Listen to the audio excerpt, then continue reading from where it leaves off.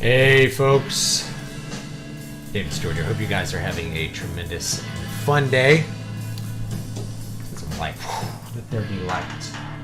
Turn on the studio lights, which are actually little ring lights I got from, where'd I get them from? Got them from IKEA, of all places. I'm like, oh, I think this will work really good for lighting my new space here. Versus like I had these, I don't know, much more aggressive fixtures before. So anyway, hope you guys are having a great day. I'm going to talk about a couple things before we hop into the playing a game, I guess. And the main thing I want to talk about is today is actually asceticism. Weird topic. Well, asceticism and bodybuilding. Ooh, a little more interesting. So I've been noticing like a trending story about this. Every so often there's these kind of fitness trend guys that come out and they like make a big splash. They disappear. There's like Kali Muscle, who actually went to my alma mater, Fresno State, and got locked up. This newest one is like Liver King, promoting a bunch of products and a lifestyle. Always walking around with the shirt off, and the idea is like somehow, this is always the thing that they sell, is that there's some method to achieving Arnold Schwarzenegger's body or better than it that doesn't involve utilizing exogenous hormones, doesn't involve using steroids. That's always the big fitness sell, is like look like you're on steroids without being on steroids, and that's what this guy sells. Of course, it comes out that like he has a gigantic steroid stack he takes. He looks like he's taking a gram of gear a week, and that's pretty much what it was. So, in fact, it might have actually been more. And it, to people who know about it, maybe I think young people are the ones who are most deceived by this. To people who know about bodybuilding, it does not look like a natty body at all. Like he's got a big HGH gut. It's like right now I'm a little overweight, so he's like my beer gut, but like muscle, right? So he's got that. He's got the cap delts. He's got the kind of there's like a bodybuilder's skin often looks different because the hormones affect your skin. They thin it out and they make it look a little weird. Sometimes aggravated sometimes. And it stands out in the sun and it makes it look like a tan, but the skin always looks a little odd. So you can tell visually that this is not like a small amount of steroids he's either. This is not like, maybe he's on TRT like Scooby or something. But it's deceptive, right? The thing is that the entire, form, art form, I don't know what to call it, activity of bodybuilding really is asceticism directed towards an improper end, an improper goal. So asceticism, of course, is like restricting the pleasures of the body, restricting what you put into the body, things like fasting. And of course, this is part of the Christian lifestyle, particularly in the East, but very much so for monastics in the West as well, is maintaining an ascetic lifestyle, living in poverty, only having the things you need, and engaging in fasts sometimes. That would be, restricting certain kinds of food that you take into your body. Now, of course, the bodybuilding thing is restricting those foods in perpetuity, more or less, and same thing when it comes to losing weight. Losing weight is adopting an ascetic lifestyle for a very long period of time in order to improve the health of the body. So your body can be improved by an ascetic lifestyle, right? So if you are restricting what you take into your body, like, I'm not going to eat dairy, or I'm not going to eat this, I'm not going to eat sugar, that's an ascetic lifestyle. But it's directed towards something, which is I'm going to be healthier. I'm going to lose body fat. I'm going to improve the health of my heart by restricting the pleasures that I experience. I'm not just going to eat whatever I want. I'm not going to sit on the couch and watch TV. I'm going to get up and move, and I'm going to do things which are painful and difficult to do and test your discipline. But the end result is going to be health. That's not bodybuilding. Bodybuilding is directed towards the appearance of the body, not the function of the body in a holistic sense. So it's not even directed towards even athletic competition necessarily, right? Like a baseball player will take steroids to hit the ball further. no, you take the steroids to look a certain way, so it's directed towards vanity. And I did a Twitter thread on this, I think last year, that some bodybuilding magazine cited, which was kind of funny because I just talked about it. It's like you can take this too far when it starts to be all about, like, I have to look a certain way. And when you start putting a lot of those substances in your body in large quantities, you start to raise the health risks that you're going to experience from that. And you're doing the opposite. You're harming your health in order to gain and engaging it in an ascetic lifestyle. I have to work out this certain amount every day. I have to do really hard stuff every day. I have to eat, control what I eat down to the finest degree in order to have this perfect body. It's directed towards a vain outcome. So I think, I don't want to misquote it, and I don't remember who said it, but like, sin tends to be things taken to the wrong extreme. Things that are okay, but you do them to the wrong extreme. Like gluttony is eating too much, right? Eating beyond what you need and beyond even what a normal person would experience as pleasurable. That's gluttony, or whatever physical pleasure it happens to be. So we want to avoid gluttony, but this is the opposite. So an ascetic lifestyle, if you think about Christian monks, why do they fast? Why do they do hard things like prostrate themselves and get the rosary out and pray the rosary, or pray on a prayer rope and do these rote prayers 1,000 times a day? Why do they do these hard things? Why do they engage in this discipline? Well, it's a spiritual discipline. It's directed towards making yourself better and bringing yourself closer to God. So it's directed towards God. It's directed towards a spiritual increase. And even biblically, we can see that asceticism can actually be taken too far. Paul, I think it's in his either 1st or 2nd Timothy, he tells Timothy to take a little wine for his health, because he would engage in these water fasts. He'd only drink water. He would completely not take in any calories in order to put himself in a vulnerable position where you have to rely on God. That's part of it, but to increase your spiritual discipline. But if he starts to suffer physical ailments from that, you need to not stop the fast. Paul doesn't tell him to stop the fast, but to decrease its severity.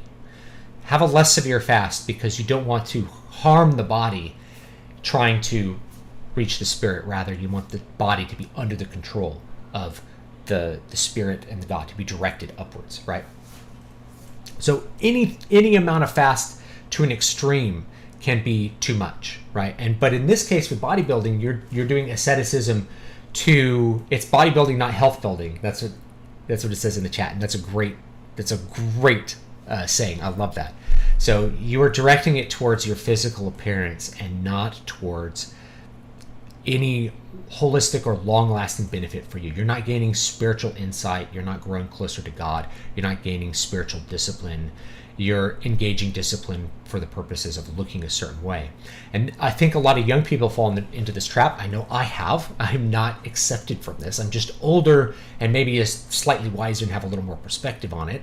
The young people fall into the trap of like, I want to be this like super virile guy that looks this certain way, and women will be attracted to me. And it's Liver King sells the whole package. He sells like, I'm rich, I look great, I'm successful, I grow my beard in a crazy way, so I look like a super masculine person. His masculinity really comes from, he's a clever businessman, and he shoots himself up with drugs, and not from some sort of deeper discipline. So you have to think like, what is masculinity? I think a lot of times people misunderstand that, particularly young people.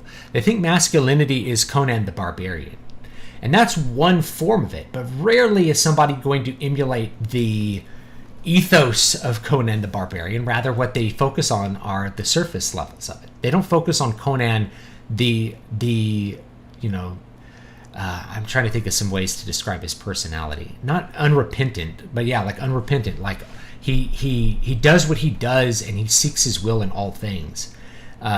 He's a Superman in that sense. But they focus on the body. Like, how do I get Conan's body? Conan's body looks the way it looks because he's been fighting on the edge of death for years. It's the same thing with like Guts from Berserk. It's the same sort of like Nishian Superman. Why does Guts have this like completely shredded muscular body? He's wielding a giant heavy sword all the time and killing people constantly. Well, it's not from working out. He doesn't go to the gym and lift weights to look that way, right? He lives a lifestyle where he could die at any time that requires his full strength and pushing his body to the edge, so his body responds by looking that way. So we understood this, years ago. Why do boxers look like boxers? It's because they train for boxing. They're fighters, rather than bodybuilding is a purely aesthetic exercise. Now, there's lots of health benefits to bodybuilding. Like I said, you direct it in the right way. Yeah, you get stronger for other things you want to do. You look better, and you also feel better, and you're healthier, and your body is more robust and able to take, more of a beating than it would have. I think about like when I got COVID. It's like if I was in worse shape, it was really bad. I was like, man, if you were old or you were really in bad shape, this could like put you in the hospital. It sucks. I could easily see how someone could go to the hospital if they were in worse physical condition than I was. And I wasn't even in really good shape. I got into better shape after COVID, but I was in decent enough shape. Like I was up on my cardio, that it honestly didn't hit me as hard as it hit a lot of other people, even in my age bracket. But certainly old people are going to like, man, that first round, I could easily see how it could put someone in the hospital. So yeah, we see the image of Conan, the primal animalistic masculinity. That's one dimension of it. So Conan's kind of barreling barbarian aggressiveness, but there's also King Conan. There's Conan the contemplative. There's Conan who's clever. There's Cole, the king, King Cole, who predates Conan in Robert E. Howard's work, is much more brooding and thoughtful, and that's a different level of masculinity too. The discipline to adopt an ascetic lifestyle and live like Saint Anthony the Great out in the desert, is that not masculine? Like most people could never do that. And in fact, I think St. Anthony would say, I couldn't do it. You had to rely entirely on God. That was the point. The point was to break away your supposed belief in yourself to open yourself up to God. So how you direct your asceticism matters. And in bodybuilding, it's this case where it's like an extremely ascetic lifestyle. It's the bodybuilding monk. You see it with Kai Green, eating perfectly, doing everything perfectly to have a perfect body, rather than, to gain health, to gain some sort of spiritual wisdom. What are you directing it toward, is my point. And so I think the Liver King guy is a great example, because what he's doing, he's kind of like, I don't know, another version of Dan Bilzerian, which is a guy I knew in Vegas. I don't know if like he's still making the rounds on social media or not. I haven't talked to him in years. But he promotes his lifestyle. I look this certain way. I have all this female attention. I'm rich. That's all something that he does directly on. He intends to do it on social media. It's not really him. It's not the way that to a certain extent, it's how he lives his life, but he'll do that so that he can take the picture and put it on Instagram, not because he enjoys it specifically for its own sake. And he uses steroids. So it's the same idea. It's like, I have this great body and I'm rich, and don't you want to be like me? It's like, well, I don't know. Now that I know you, I kind of like being me. I like being me better. I have a great life. It's amazing. I have children. All right. So that's my spiel on that. Asceticism directed towards the correct end is going to be good, but like a lot of things, if you take it to the extreme. Same thing with improving your appearance, right? You want to make yourself look as good as possible. You can lose weight, you can trim your beard better, you can cut your hair, you can even get cosmetic surgery. But at a certain point, what are you directing that towards? How would you recommend writing something like Deck of Dragons in Malazan? I don't know. I really don't know. I don't know how I would write that, because I didn't write Deck of Dragons. Maybe you could ask Erickson that, or Iselmont, the other guy who created the world with him. So I don't know how I would write that. Because like my fantasy stuff doesn't really have anything quite like that in it. Mine's more influenced by Moorcock than the newer stuff like Robert Jordan. So bodybuilding's probably not health building. Yeah, Conan's primal, absolutely. Conan can knock out a camel with one punch. Can you talk about how Buddha, I think, said to shun the ascetic lifestyle and instead to walk the middle path? Well, I think, I'm not a Buddhist, but there might be an element of what I'm talking about there, which is like, complete self-mortification is too much. And I'm trying to remember the story of Siddhartha, but like that's one, he did like complete self-mortification and complete gluttony, and neither of these extremes brought enlightenment, right? So completely denying the self didn't bring enlightenment. And of course, completely engaging the senses didn't do that either, but rather a middle path where you are engaging disciplined approach to life. Buddhist monks still engage in fasts and prayers and prayer rules, and they do things where they'll utter they'll say a certain prayer 100,000 times or something like that as part of a prayer rule.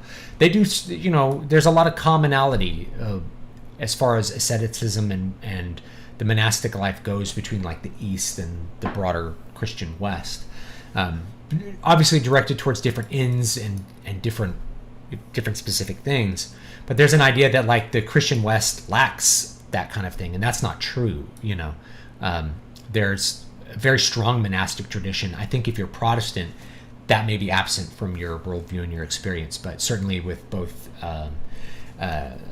Eastern Orthodox and the Oriental churches, as well as the Western Catholic traditions, you have a lot of monastic life in there, and so a lot of commonality there, I guess, with the East. You don't want to take asceticism to the point where it kills you. Then that defeats the point. That's self-mortification. That's killing yourself. You don't want to kill yourself. The point is to gain spiritual strength and insight, wisdom, and to put yourself under God's will rather than your own, to trust God more. Have you seen the new Willow series? I have not seen it. I'll tell you what makes me not really want to watch it. Is like Willow, the original movie, is a movie like I've watched with my son, and I have a lot of fond memories of it as a kid. But I just saw some article that's like, oh, we put the queer romance front and center. I'm like, why would you do this for like a kid's fantasy thing, right? I know why they do it. I don't really have to. I mean, it's a rhetorical question, but we know the answers, right? We know the answers. So I don't really want to watch it because it's, again, inserting modern politics into what should be fun fairy stories. Like, I don't really like modern agendas about human sexuality being inserted into kids' fairy tales. Like, I really hated it in... my sister gave me this book. I love the format of the book. Here it is. By Neil Gaiman. Here we go. By Neil Gaiman, right? The Sleeper and the Spindle. I love the format of this. This is, big, giant, beautiful illustrations. They're pretty good. I don't always think they're beautiful, but they are have a great style to them in some cases, like this monster. But it's like, lesbians. It's like kind of Sleeping Beauty, but lesbians. And it's like, why insert that in there? Like, why does that doesn't, this doesn't change the story. Why put that in there? Like, what's the point? And indeed, it disrupts, I think, the feeling of the story. Maybe this is for someone who's gay, right? Maybe someone who's gay needs to see this lesbian fairy tale thing. Maybe that's for them and not me. That's a possibility. But Willow shouldn't be for just gay people, right? It should be for everyone. Sorry, I got my old chair back out and the gas lock on it's kind of going bad, so I need to change that out. So, I would consider doing a review on it. I didn't do one on Rings of Power, which is way more kind of up this channel's alley too. But I hate watching shows now. I really hate watching TV shows. I hate them. I know I talked about Cyberpunk Edge Runners. Somehow, if it's in Japan, it's just less paused. It's a little better, and it's 10. That was 10 episodes. I could do it while doing cardio or something, and so it made sense for me. That's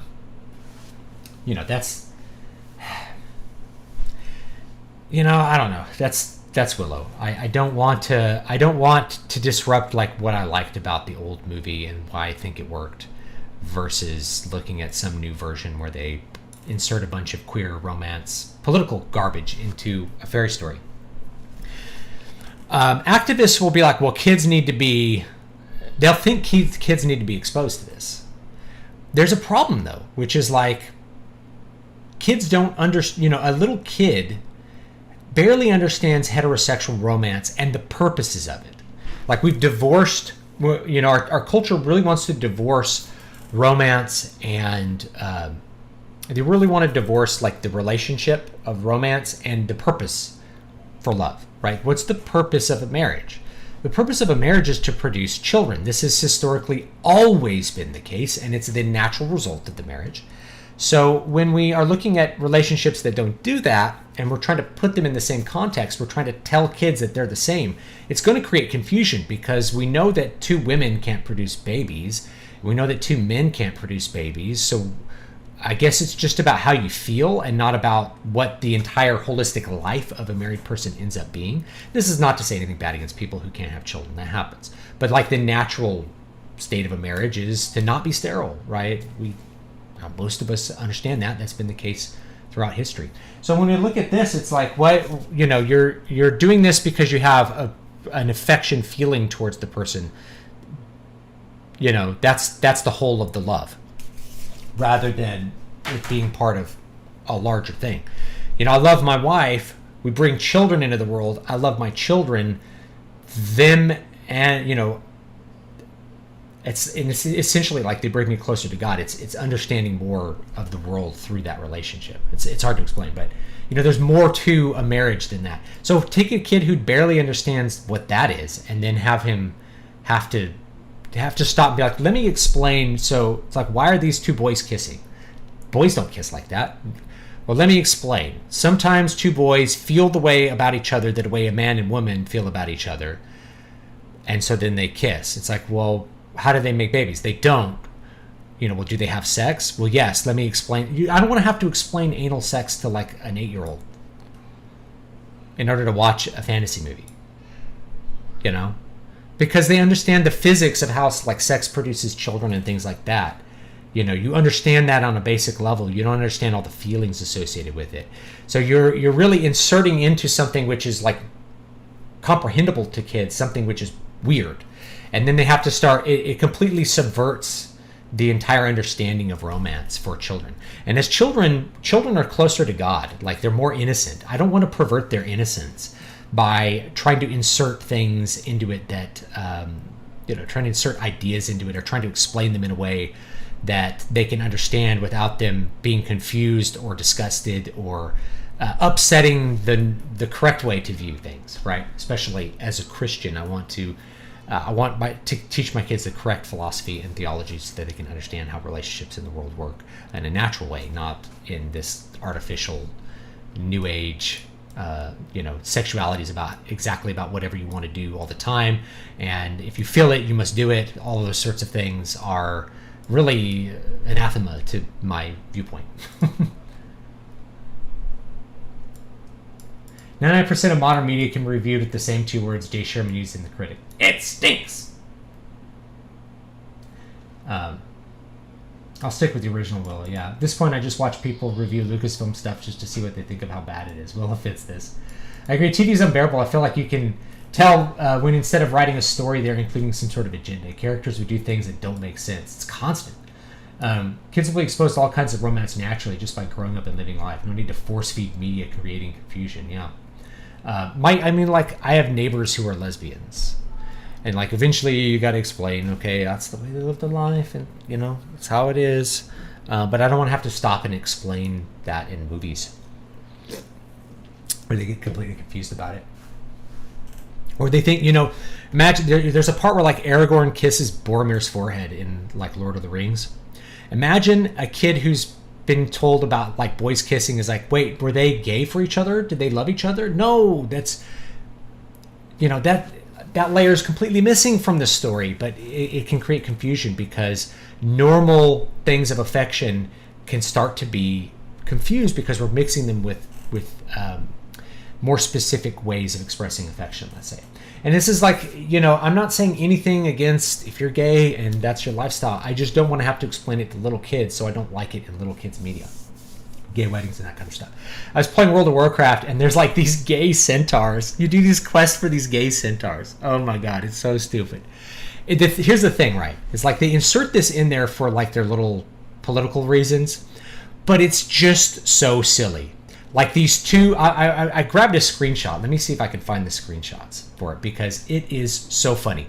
These two aggressive-looking, ugly centaur warriors are gay for each other.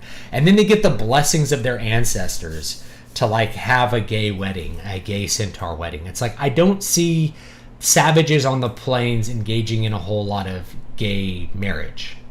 Like, primal societies tend to be a lot more focused on the necessities of reproduction rather than viewing marriage as something as like a permanent bond made because of temporary affection, I guess. Anyway, so it's very silly, and so that's the thing that I laughed about it, because I'm like, they do this from a serious perspective, but it comes out really silly. It comes out like a joke from South Park or something like that. It was a very funny thing that they inserted that in there. But at the same time, kids shouldn't be playing World of Warcraft, so that's clearly, to me, very clearly media that's intended for older teenagers and adults and not for kids. So I think there's just a different line, right? Like if you're going to have your adult sitcom be about, like Will and Grace, it's going to be about gay people or whatever, you're clearly not directing that towards children. Even if you're not controlling very well, like who sees or doesn't see it. That's something that's intended for adults who understand the full context of the culture and everything that might be going on there.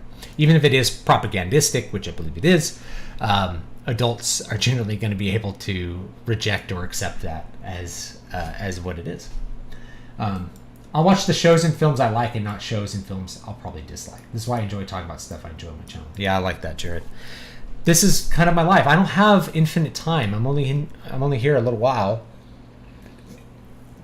I don't want to spend my time on Earth in wasteful things, watching things that I don't like. I found your channel because you read Star Wars movies, so that you gain a lot of subs if you review these awful shows. You're right, I would. You're right, I would. And there's a very Machiavellian part of me that's like, I should for my business. But like after talking about Liver King, like I don't want to be false. I risk being false about things like this. Pretending like I cared about the show when I actually cared nothing about it. That's the danger. I don't want to ever be false. I want to be true to myself. I think your Star Wars reviews analysis, both short and long form, are the best I've seen. Thank you. I appreciate that. Not only people talk about the idea that increased exposure to homosexuality may increase the amount of homosexuality in society that otherwise wouldn't be there. Tolerance, not inoculation. Well, here's the thing, right? It's just, I don't want to confuse my kids. I don't want to confuse my kids and make them not understand what's there. I'm not worried about my kids being gay or something like that. That's not on my radar. I don't really care about that. It's entirely having to explain physics of things that are weird, and explain, you're not mature enough to understand all the feelings that might be associated with that. And then you may have to explain other weirder things. There's people who engage in very strange lifestyles, who are like polygamous or polyamorous, or who have multiple wives, and like, how do you explain that to kids? It becomes very confusing.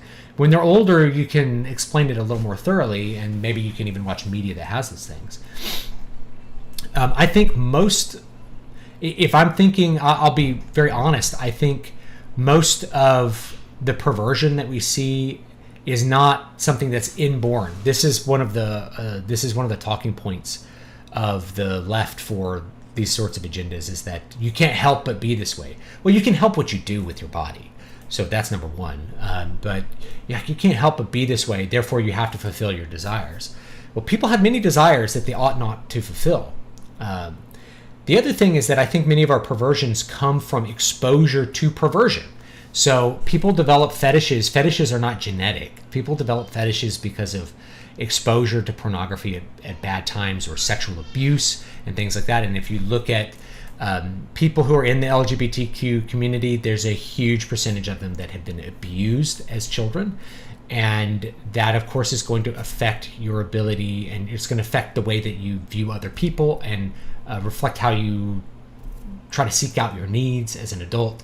So that's a real thing. Now, that's my opinion on it, that like it's not just this inbuilt thing, that these sorts of things get brought out of you through exposure and through practice. Maybe not a popular opinion, but, you know, it is what it is. The main thing is I don't want to have to explain that to little kids. I don't have to explain what gay love is to a 7-year-old who understands love as being part of a marriage that produces, you know, it's like Adam and Eve and mom and dad. You know, we understand kind of how those things work. All right, let's go ahead. Let's play some games.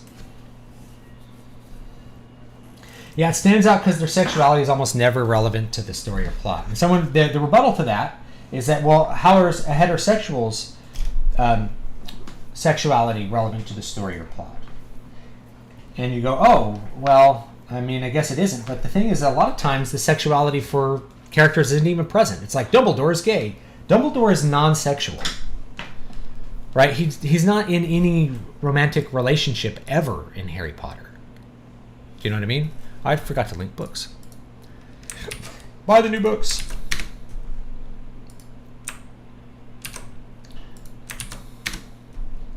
Had a cool alternate cover that Ibrahim Said made. I'm going to find it real quick. Yeah, let me find it real quick and I'll show it to you.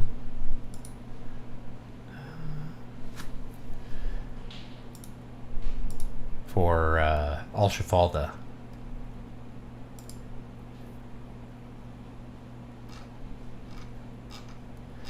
See if I can find it here. Pretty cool. Maybe I'll make you guys want to read the book. No, here it is. Boom. Let me just pop it over here.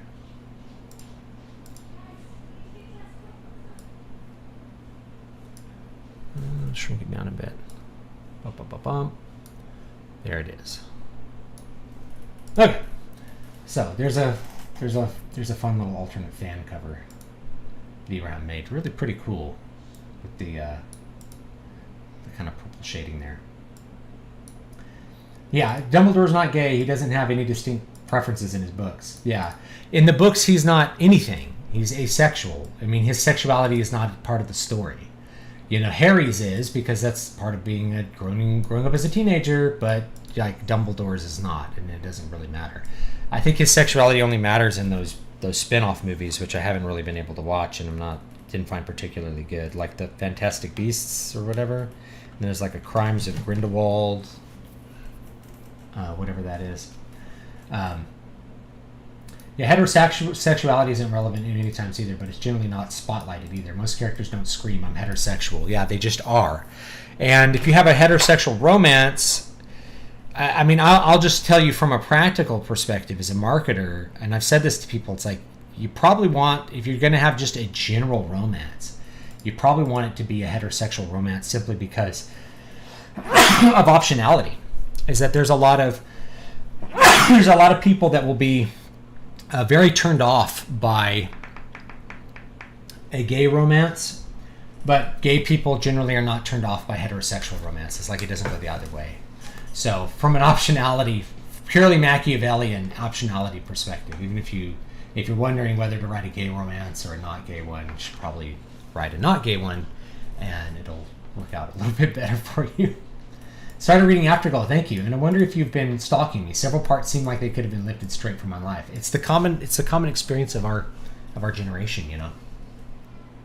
We lived a certain life, and there's so many common things like student debt, divorce and bad breakups, bad careers, living in cramped cities that are difficult to survive in, bad school experiences, good school experiences, like fond memories of things from the 80s that were when things were really good. Things were really good in the 80s. So yeah, Four Loves by C.S. Lewis, also good. So yeah, it's very common. And, you know, The veteran stuff that's in there, it's like I've known a lot of vets. I wasn't one because I'm deaf and I couldn't join the military. That was pre 9/11. But, you know, a lot of my friends were in our Army veterans. That's a lot of their experiences, how they feel about it. And everything that was going on as part of 2 major wars. You know, we were the first generation to fight the war on terror. And that's a really awful thing to say, the first. The first generation. All right, let's see here. Let's go over to adrenaline.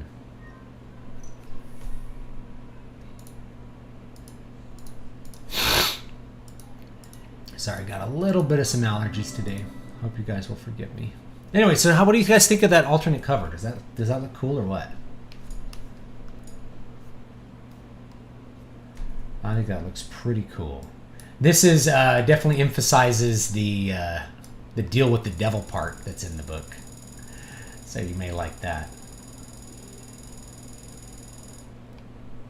Yeah, the Tolkien videos you made months ago were a commendable way to take advantage of the buzz around ROP without giving it a lick of attention.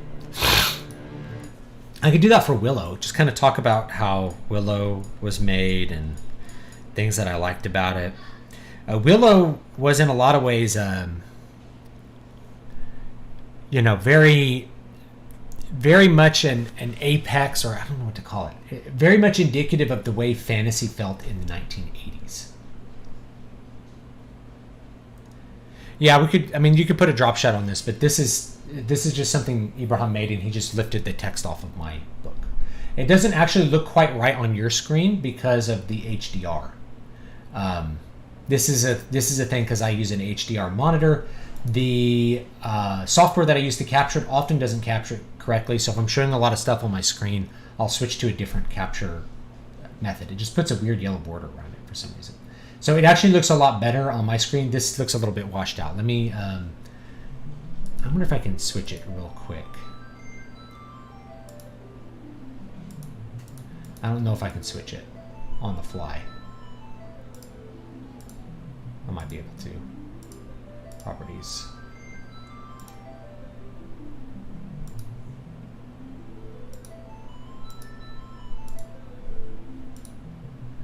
No, it's not looking correct.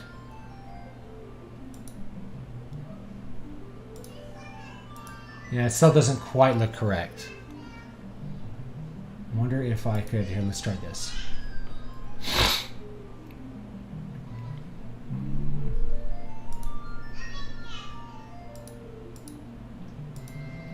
No, where is it?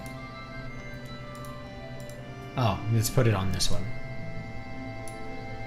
There you go. This is what it actually looks like. So you can see a lot more definition in the whole bit here.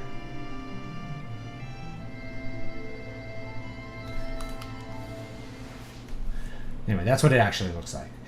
That's on an... I have my Wacom tablet is right here next to me, and so that has a non-HDR screen. It's a standard dynamic range. You should do it for Willow. Yeah, I could talk about Willow. Let me see where we were at. Vincent. We could play Dirge of Cerberus sometime too. It's like you play Vincent as like the main character. Pretty cool stuff.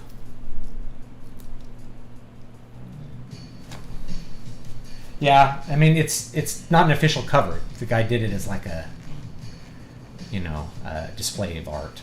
His art display. It's really good. I like his... He does alternate covers for some of my books for fun, and they're always really good. I think I paid him to use one of them. I should pay him to use this one. It was like an alternate cover. You know, alternate paperback cover number whatever. Alright, what was I doing here? No, window projector. There it is. This over here. Boom.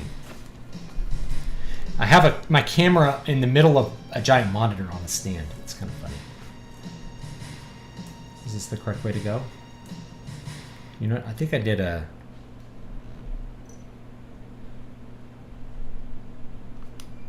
Did I do a save state? 11:26. That's not right.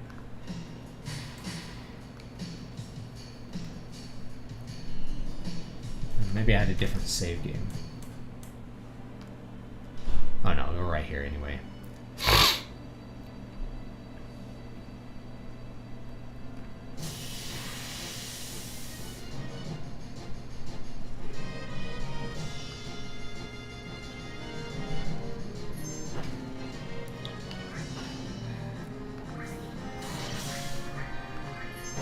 Look at that cool, like, Cthulhu thing.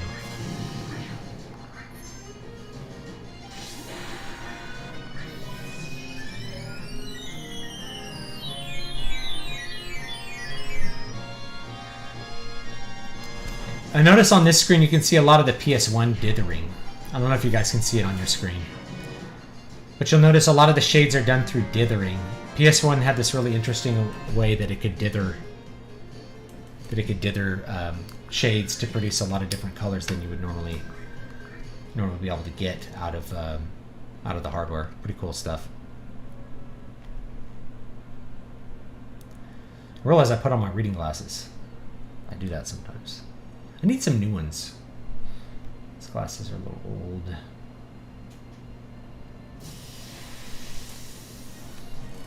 Pretty happy with the horror mystery book is going. It's done with the beginning of the story. It's going good. So you're writing a book? That's good.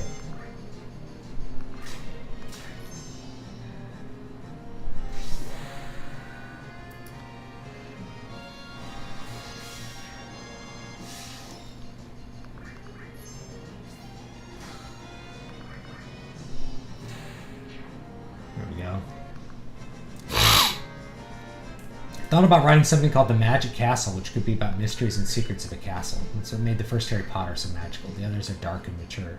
See, I love the sound of something like that. I think, and it's kind of open-ended.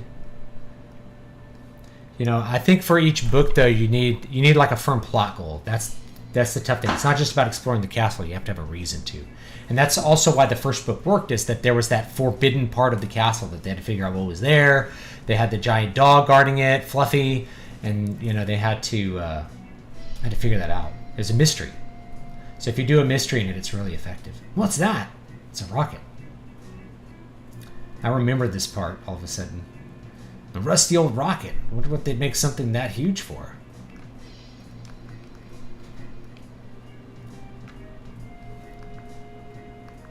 Let me handle all your weapons and accessory needs.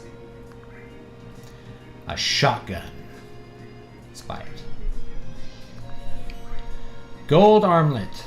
Buy. Power wrist. Oh, strength plus 10. That's pretty good. Magic plus 10. These are all really good.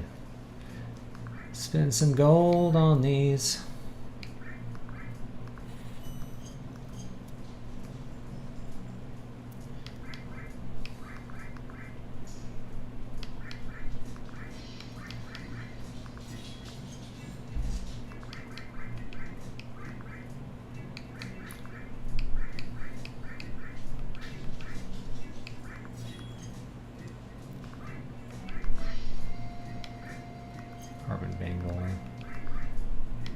Mithril armlet, do the gold armlet,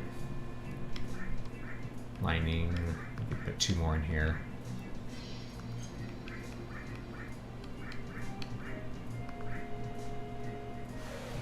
Adds materia status to equipped weapon or armor.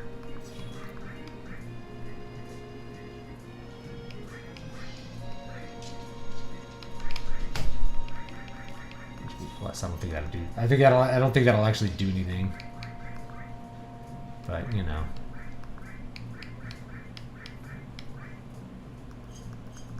whatever. All the TV's movie shows now look terrible in terms of production and content. Almost every shot looks CG or blue screen. Just watch your old stuff or read. I prefer reading because it's you know, it's self-directed. It's also why I like games more, I guess. A lot more than watching a show. Shows are so passive. Like if is it real or fake? I'm kind of leaving it up to the director to pace everything correctly, etc., etc. It's tedious.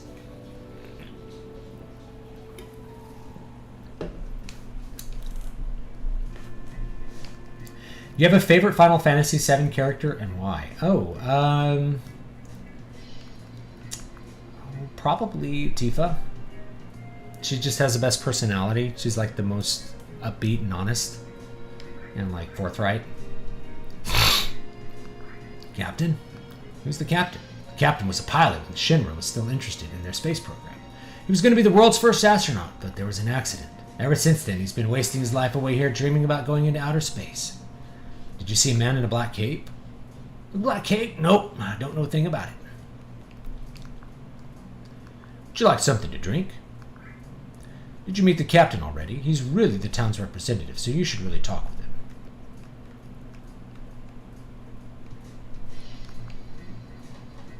Get out of the toilet. I'm in here. It's upstairs. Red 13 is my favorite. Yeah, we got past this part where he thought his dad was like a bad guy, but his dad wasn't really a bad guy.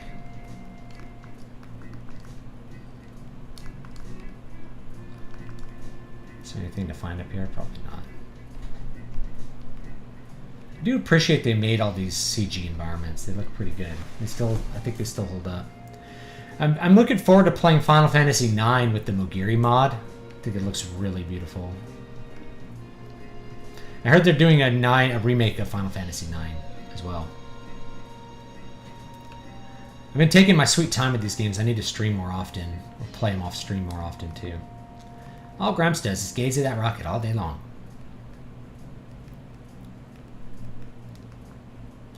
Welcome, this is the item shop. Might need another Phoenix down or two. Tents. Ooh, barrier. Magic. Exit magic. Ooh, those are both really useful.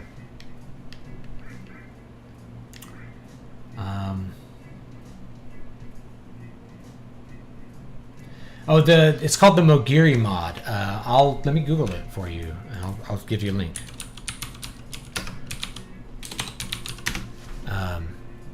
People are even getting it to work on the Steam Deck, though I don't think I'll do that. Here it is. So that's the Mogiri mod. It's really, they use the AI upscaler to like sharpen everything up, all the backgrounds and stuff. It looks awesome. I've played it a little bit here on my PC, and it looks great. You know, really makes you want to play the game again. Like, or for someone to make a new game with these kind of static backgrounds like this, they just look really, really good. Really like them. I don't think I'm going to spend 10,000 gil on the exit. As much as like that is really useful. Yeah, the pre-rendered backgrounds are I mean, now it's not as much of an issue, but like in the PS2 era, for example, everything was live rendered, but it ended up not having quite as much life as these pre-rendered things. I'm so bored, isn't there anything to get me excited?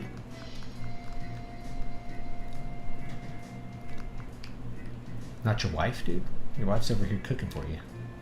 Jeez, it's boring. Isn't anything exciting going to happen here? How about you guys stop what you're doing, spend a little time with each other? It's not boring. My writing is taking a hiatus to game dev. That's cool too, man. I've had one of my scripts reviewed very well by someone who works in the industry. It makes me believe I'm not wasting my time, but I don't know what to do with it. You're not wasting your time developing games either. That's art too. Let's see. Do I know any good jokes? There's an item. Power source.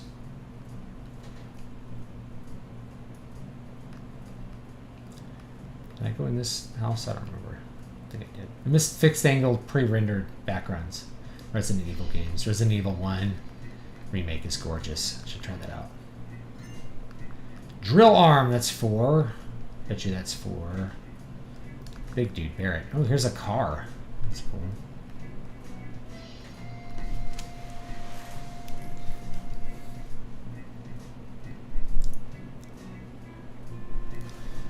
There's a Shinra logo on it. Tiny Bronco. This is cool. Let's take it. Okay, Clown? May I help you? No, we were just looking at it. If you'd like to use it, please ask the captain. The captain should be in the rocket. I'm Shara, and what are your names? Cloud. I'm Eris. Vincent. My occupation is... forget it. So you're not with the Shinra. I thought the approval for the reopening of the space program came. President Rufus is scheduled to come here. The captain's been so restless all morning. Rufus? Alright, how do we get in the rocket?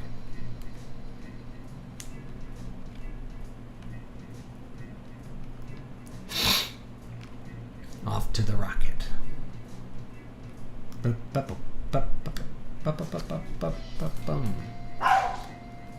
Oh, my dog is very upset. There might have been a leaf or a squirrel outside. We don't know, but it got to bark at it. It's really important. There's a squirrel. He might be eating our acorns. He might be eating our acorns. You can't have those acorns, squirrel. Those are our acorns.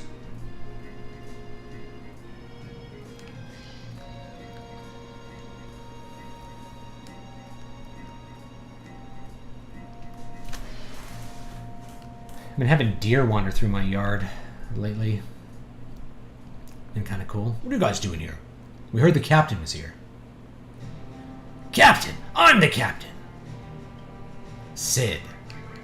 I'm going to keep everybody's name the same in this one.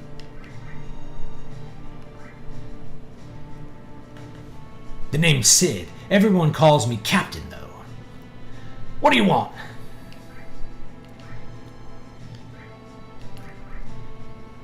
Wow, not bad for a kid. Alright then, I'll explain it to you. You know Shinra developed a lot of technological gadgets during the meaningless war, right? Now it's a Mako company, but in the old days it was a weapons manufacturer. Well, they came up with a rocket engine. There was so much excitement about the thought of going into outer space, our dreams got bigger and bigger. They put a major budget into it and made prototype after prototype. Finally, they completed Shinra number 26. What's the Japanese equivalent of Rufus? It'd be Rufus. It'd be Rufus. Rufus. It could be Lufus or Rufus. Fu is a Rufusu. Yeah, I'm trying to think of the kanji used to spell it. Or not the kanji, the katakana. No, hiragana. No, it'd be Rufus would be katakana, right? It's a foreign word. Anyway, yeah. R and L are the same. So it'd be Ru, Fu, Su. But you just drop the U for Su.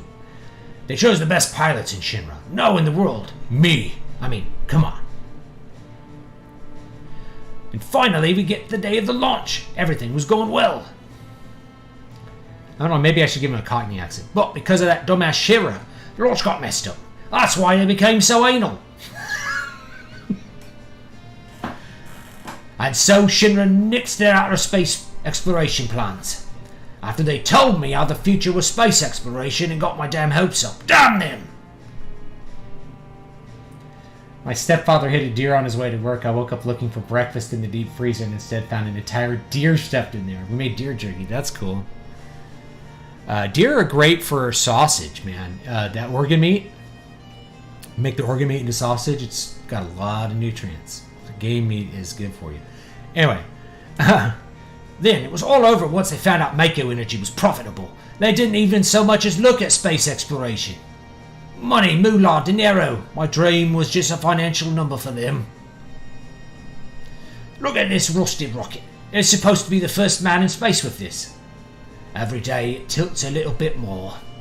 At this rate, I don't know which comes first. This thing falling down or me getting out of here. My last hope is to talk to the president.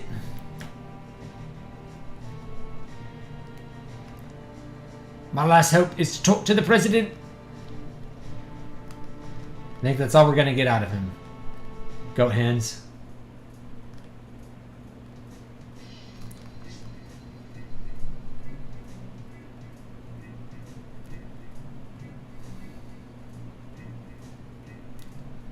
Shinra, type 26. It's very settled.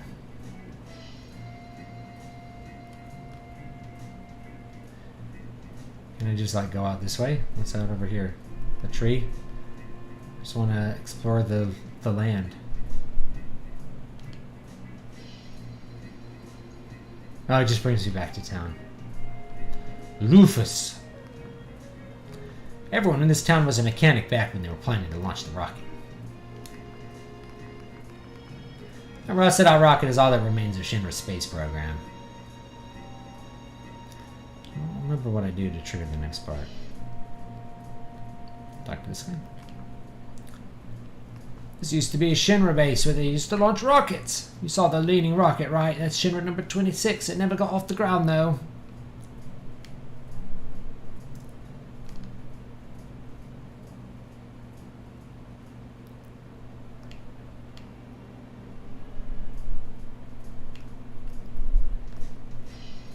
I don't remember what we do to move this forward, or if we go to the next town.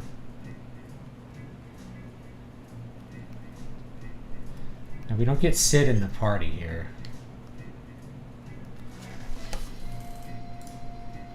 I might look it up.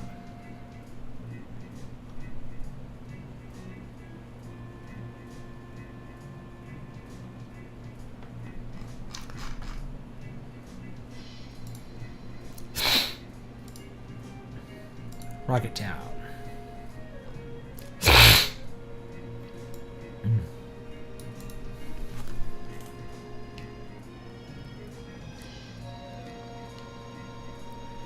Just looms there. Now that's how the town got its name. Shinra number 26. Want to look at the rocket with me?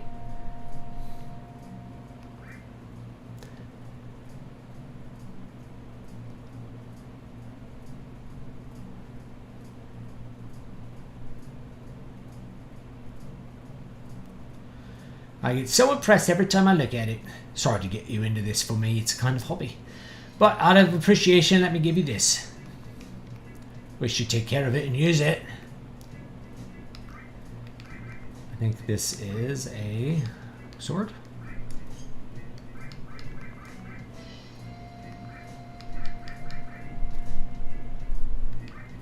Sword is used when ally is down.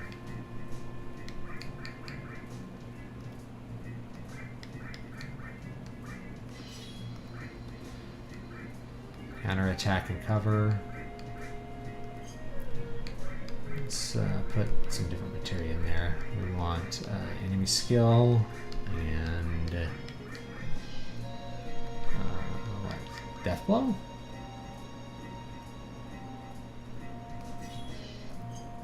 There we go. That works.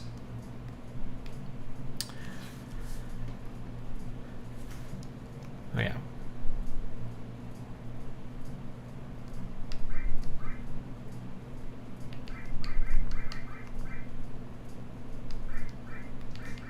Go shotgun.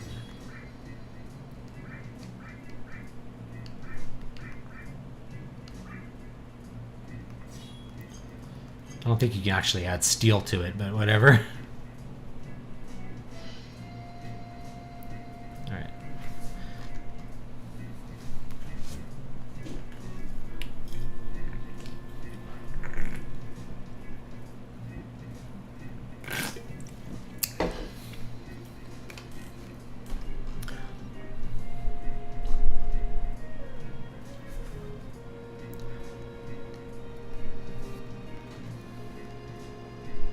Alright, we trigger this by going back out to the... That's not this one. Back out to the little spaceship guy. This one? Reminds me of the 4chan post where someone posted their deer kill and then explained to questers how they walked up to it with a hammer instead of using a gun. Excuse me, Mr. Cloud. Did the captain say anything? Nope. Oh. Here he goes. Shara, what are you, blind? We got guests. Get some tea. I'm sorry.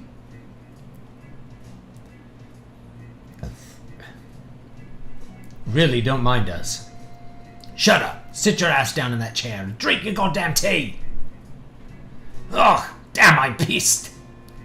Now, see if he's British, pissed means drunk.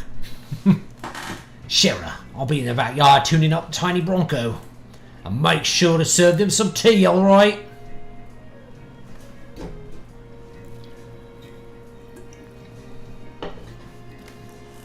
Sheesh, what bad manners.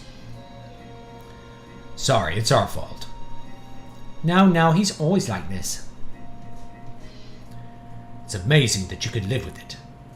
No, it's because of my stupid mistake. I was the one who destroyed his dream. What happened? Hey, get your ass in gear. You look like a snail. Even the moon get tired waiting around for your ass. I'm sorry. Don't take so much time checking that goddamn oxygen tank. Sure, being careful's good, but it won't do any good no matter how many times you check that oxygen tank. The thing wouldn't break even if hell froze over. That didn't make any sense. But, no buts. You're not stupid, so be more efficient. I'm sorry.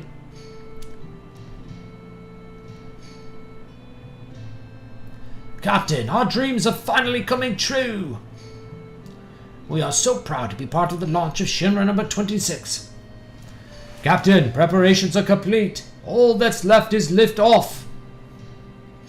Yeah, leave it all to me. I'll be back in a few. Alright, Captain, fly our dreams into outer space. Take it easy, Jared. Thanks for stopping by. I hope you have a great day. We're praying for your safety. Instrument panel all clear. Shinra number 26 ready for launch. Engine pressure rising. Shinra number 26, 3 minutes to launch. Beginning countdown. Finally. What happened? Sid, we have an emergency situation. Mechanic is still in the engine section of the rocket. What? Who is this little shit? I don't know. Activating the intercom on the engine section. Hey, goddammit! Who the bloody blazes is still in there? It's Shinra, Captain. Don't mind me. Go ahead with the launch. Shinra, what are you still doing in there? I was still concerned the results of the oxygen tank test weren't satisfactory. You stupid little... Good. It's gonna get so hot in there that there ain't gonna be shit left when we blast off. You're gonna be burnt to a crisp. You're gonna die. You know that, don't you? I don't mind. If I can just fix this, the launch will be a success. It's almost done. I'm almost done. Almost done? You're gonna die. Sid, we must start the countdown. We won't make it if we don't. Starting engine. Hey, wait a minute. Shinra's still in there. What are you going to do, Sid? If we cancel now, it'll be another 6 months until the next launch. God damn it, Shinra. You want to make me a murderer. Captain! Shinra! Tank number 7 check is complete. Once I complete tank number 8, it's all clear. Come on, Shinra, hurry up. You're gonna die. 30 seconds until ignition. Beginning countdown. Forget about her. Sid, forget about her. We won't make it in time. What am I supposed to do? Very Japanese. I don't mind dying for this. It's fine. 15 seconds until ignition. Internal temperature rising.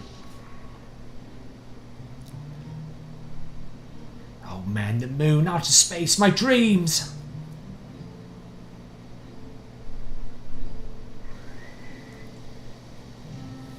Shit!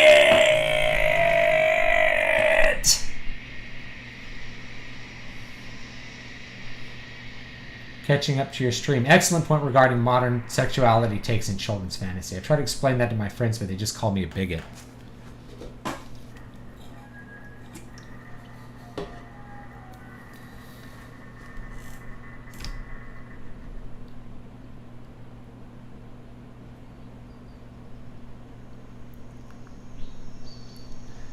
This is a good little transition to like, here it is now, covered in moss.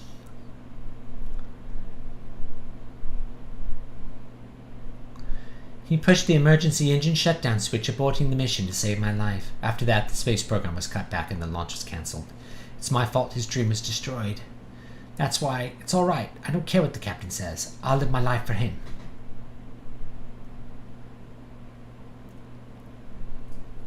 Shinra, you still haven't served him tea! I'm sorry!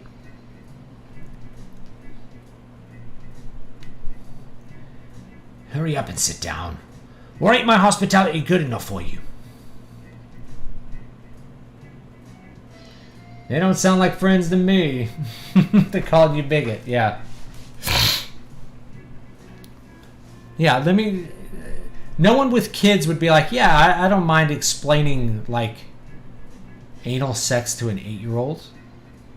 Are you insane? Hey, long time no see. So, Sid, how you been? Well, if it ain't the fat man, Palmer, how long were you figuring on keeping me waiting? So, when's the space program going to start up again? Hey, I don't know. The president's outside, so why don't you ask him? Shit, good for nothing, fat fuck. Don't say fat. Hey, tea. Can I have some too? Lots of sugar and honey and... Oh yeah, don't forget the lard. Lard in your tea. At this point in talking, just Chad, yes, when they called me a bigot, and then proceed to call them groomers and pedos. If they're name calling me bigot, they aren't having a discussion, yeah. Just like, okay, groomer. What the? You got me all excited for nothing. Then what'd you come here for? I want to borrow the tiny Bronco. We're going after Sephiroth, but seems like we've been going in the wrong direction. But now we think we know where he's headed. But we have to cross the ocean. That's why we want your plane. Fuck! First the airship, then the rocket, and now the tiny Bronco?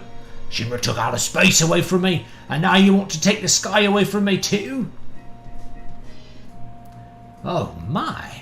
You seem to forget it was because of Shinra Inc. that you were able to fly in the first place. What? Excuse me. This way.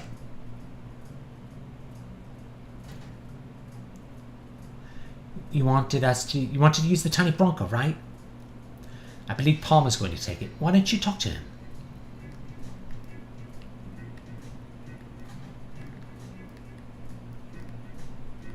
Is he in here somewhere? Like, there's just an AK-47 right there. Cool. I want the AK-47. I can't just pick that up. Remember the line, he's fat! Why do I have to do this? I'm the head of the space program.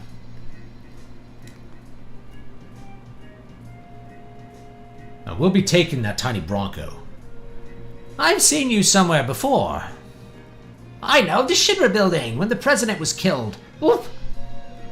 Security!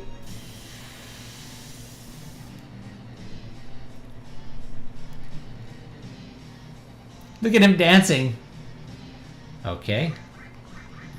Let's see if he has anything to steal. Look at his... He's got to have something to steal in that fat body of his.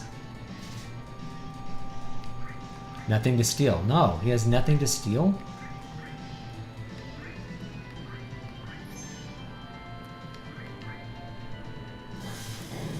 Alright, let's use Big Guard.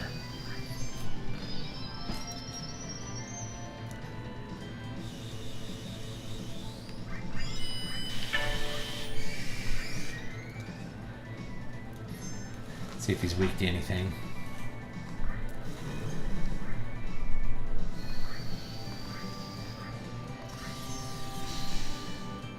Okay, that hits pretty hard. Don't attack that guy, just call him fat.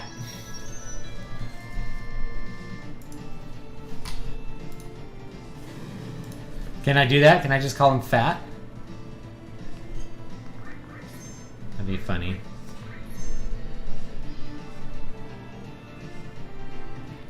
Mako gun.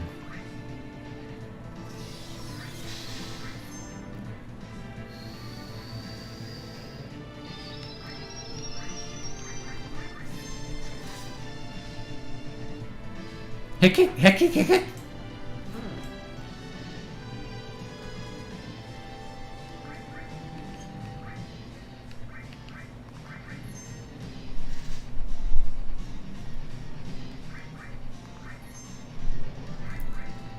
What happens when I do that? It'd be funny if there was a way to do that, but it doesn't seem to do anything.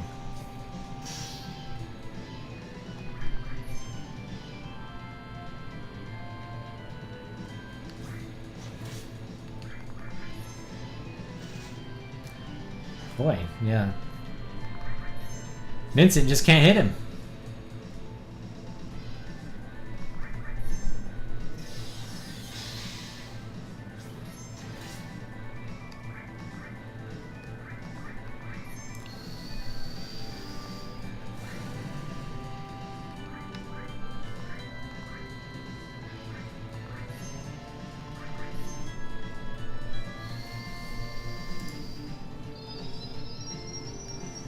Unfortunately, the game doesn't give you a way to just name call him. It'd be fun if there was.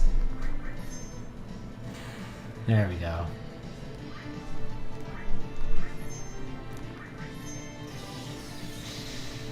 I don't think you can seal his magic. We'll transform here.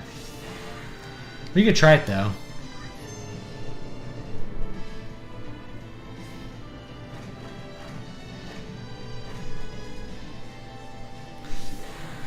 We can see if it does anything. I don't think it does.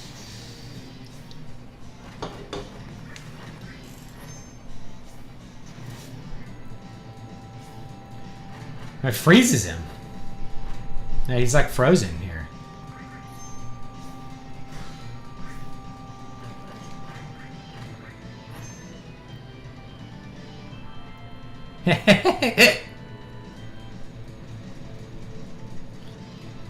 Oh no! It's like Indiana Jones.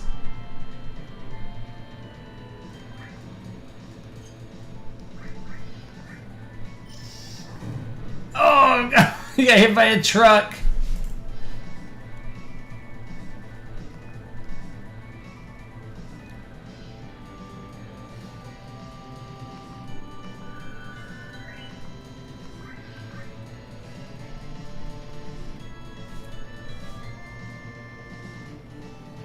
It's not going to stop. Forget it, get in.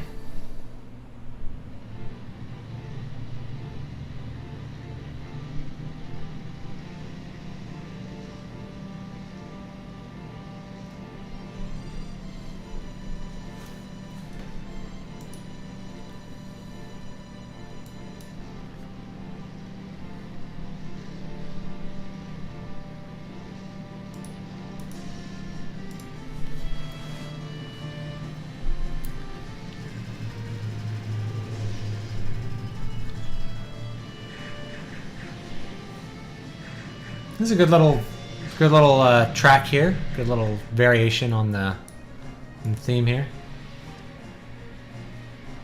Shit! The tail's been hit. Emergency landing. This is going to be a big splash. Hold on to your drawers and don't piss in them.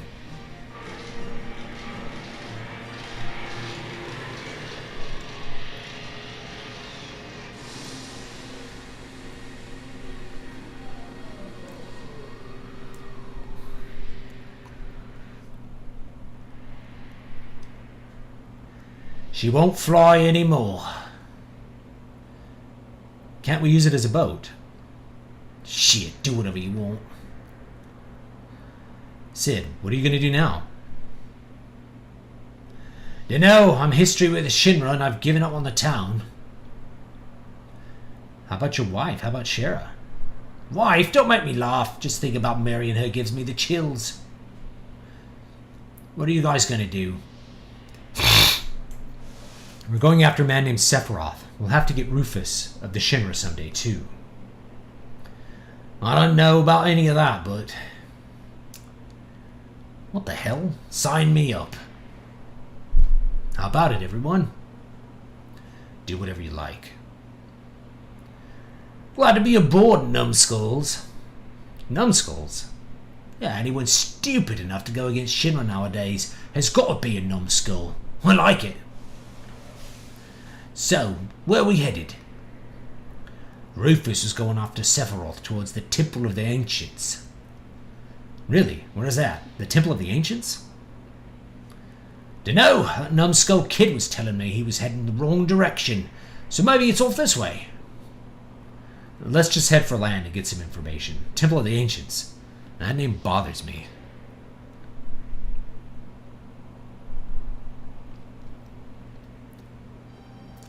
How to fly the tiny Bronco. Press the OK button to get on. Press the cancel button to get off. Tiny Bronco can cross shallow waters and rivers. Players can get on and off it on the beach.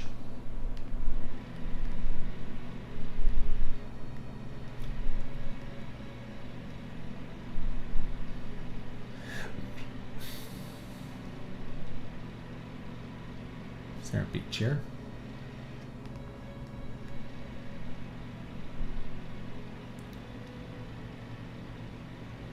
There's a beach here.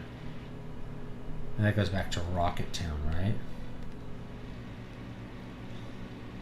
Let me get off up here. It's a no-go.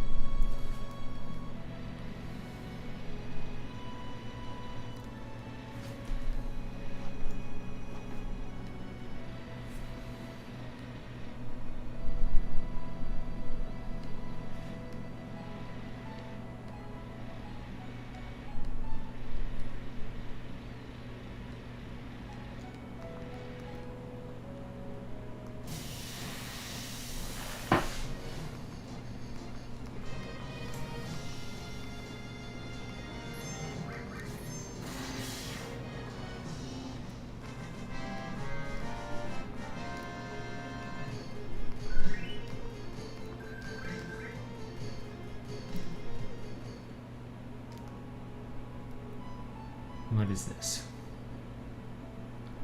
There's something here? Thought there was something here, but I guess there's not anything here. Wait. No, that's the, that's where Red 13's from.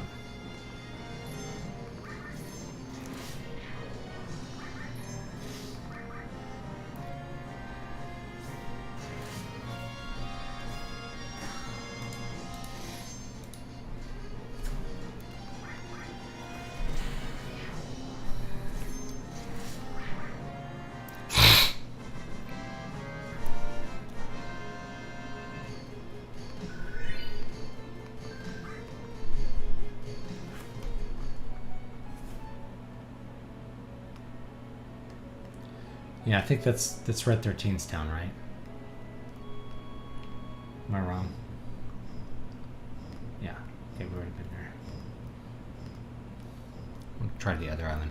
I think you can't get into the Temple of the Ancients. If you go back to that first speech, I think you can do the Wu Tai part now. Oh, maybe you're right. I think if we go over to the Temple of the... I think if we go over here... If we get out over here, I think you can go up to the top of that peninsula, but then it tells you need something to get into the temple. And I think, yeah, you have to get to the gold saucer. I looked it up. So,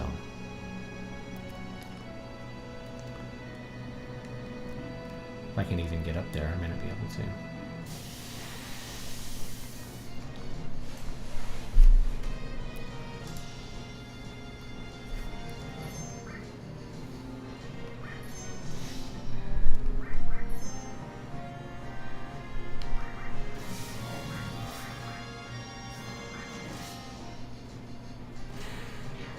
There we go.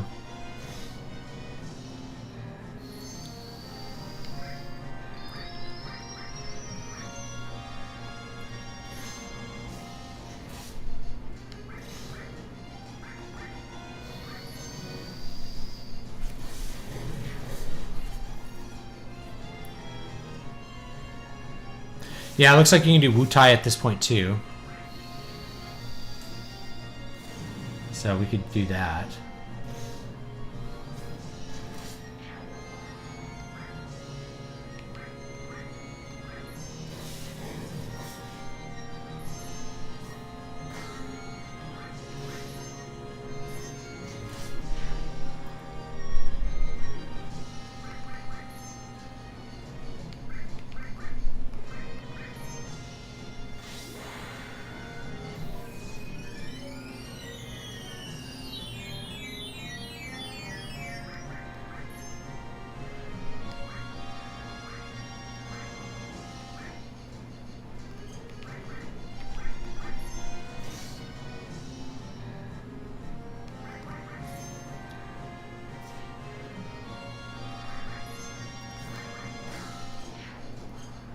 All right.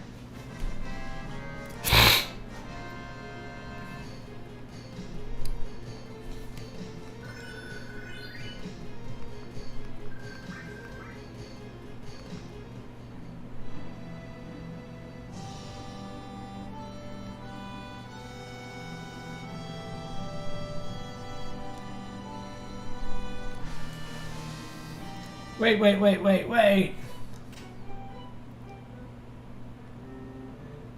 What happened all of a sudden? I know this area pretty well. It goes pretty tough past here. Better get ready. Something's fishy. You're not planning something sneaky again, are you? No, it's really tough. There they are. Catch them. The Shinra. Hey, that's not them. These are the other guys from before. Yuffie, did you by any chance? I didn't know. I have nothing to do with this one. This one? What do you mean this one? So you were up to something bad. No, what should we do? Get them. Grab them and ask questions later.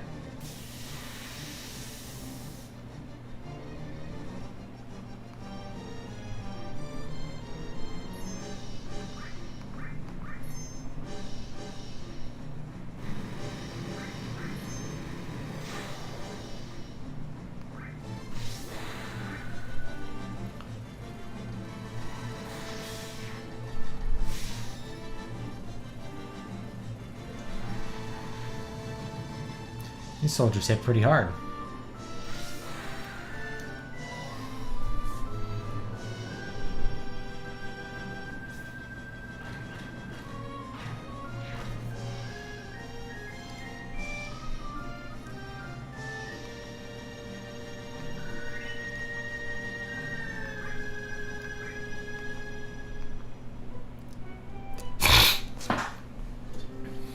What's going on?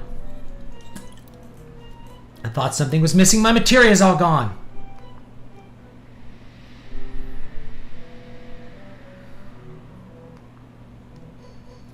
I'm so mad. She was probably eyeing our Materia from the beginning. Seems like she headed north. Let's hurry after her and get our Materia back.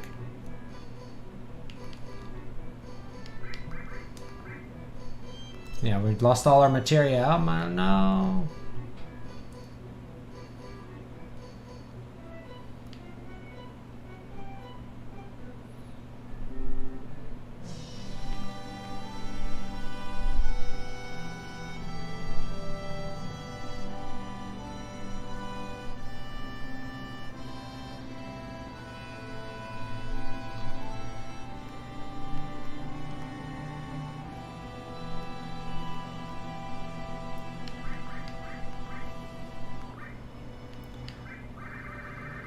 I don't have any magic. She stole all my magic.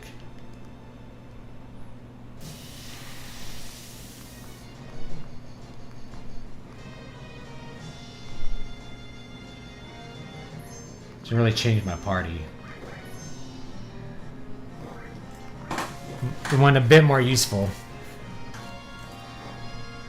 You know?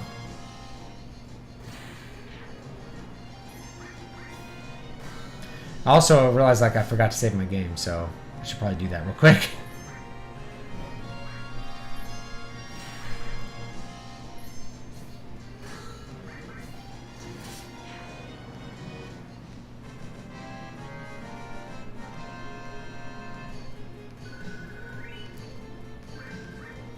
Wow, 3 Phoenix down. That's good.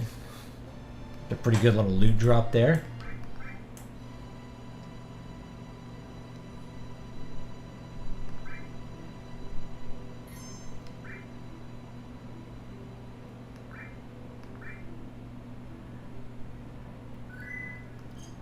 Alright, let's go to... let's take her out, and let's put in either Tifa or Sid. Put in Tifa. I think she has no materia either, right? Yeah.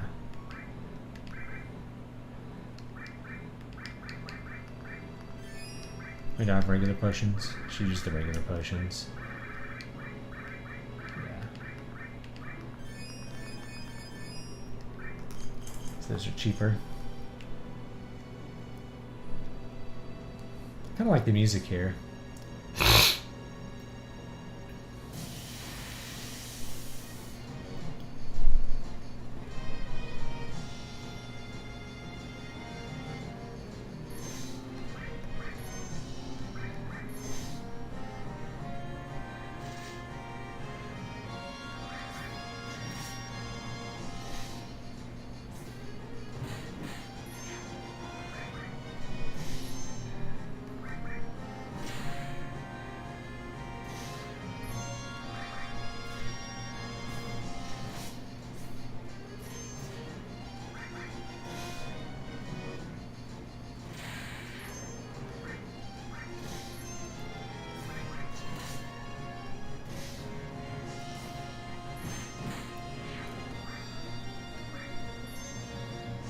Lightning!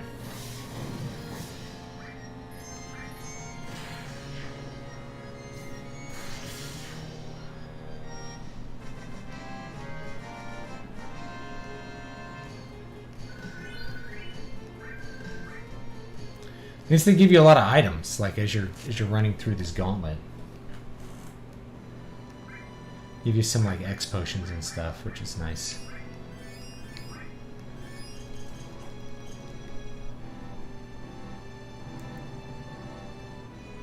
Okay, can I go any further here? Do I have to go back to the... Do I have to go back to the little ship? Oh no, there's another mountain there. More bugs! More bugs!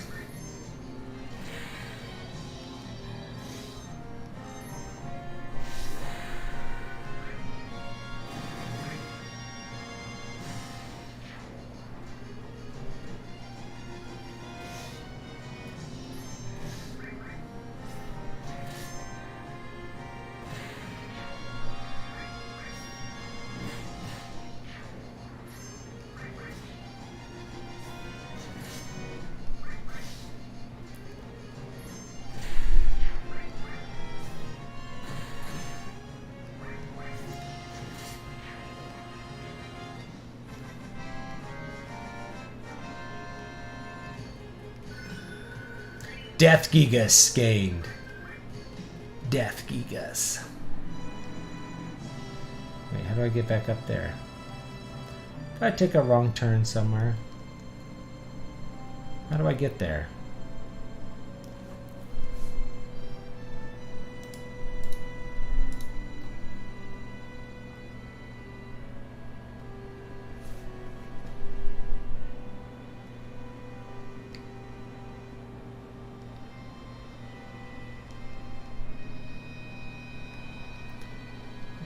How do I get to that other bridge?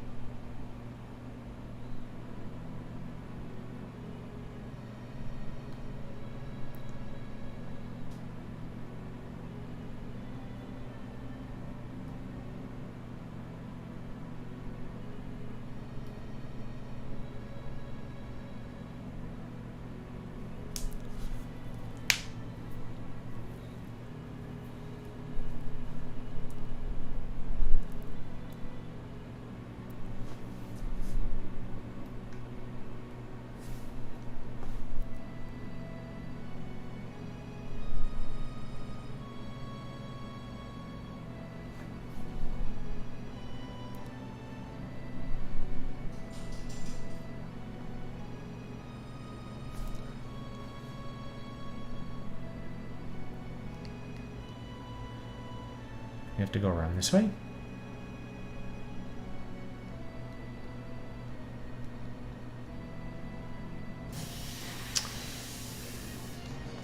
So many monsters. A back attack, great.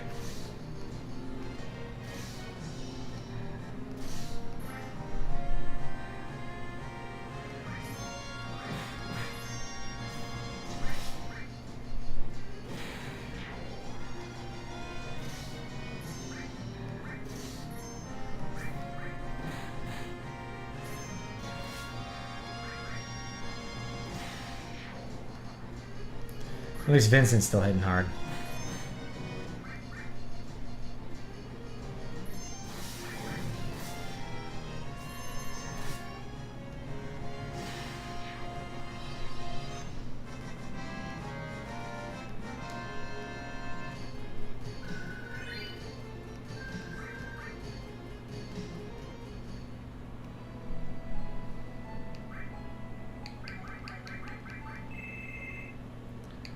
Switch her out for red.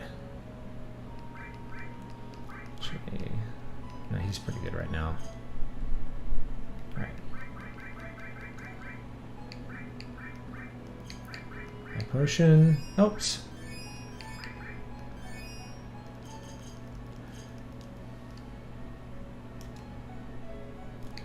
Equip.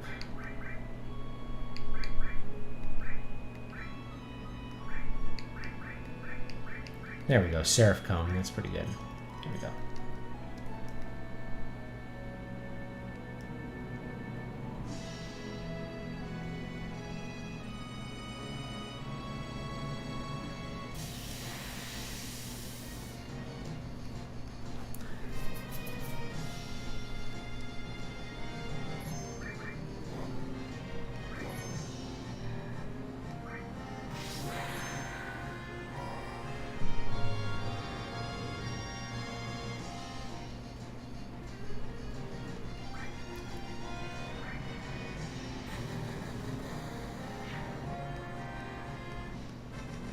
Well, that finished him off quick.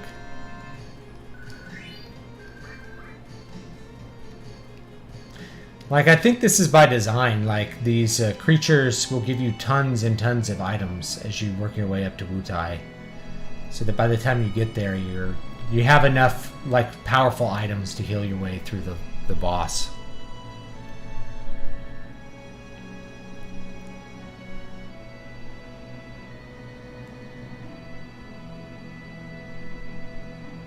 There it is.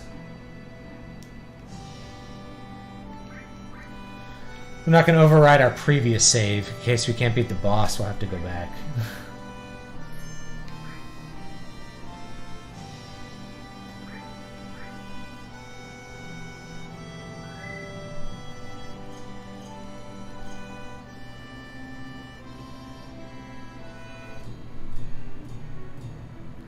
Hey!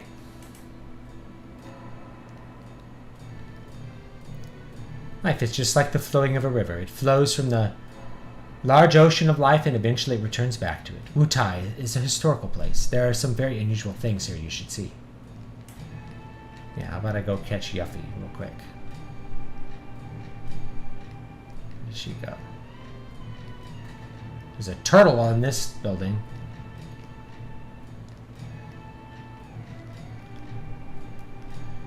Did you hear there used to be a water god here in Wu Tai? They said the water god was a huge snake. Now we live in a world filled with Mako. Not many people will believe in something like that now. But some in the world and here in Wu Tai still believe. Believe in the scales of the water god and the materia that has its power in it.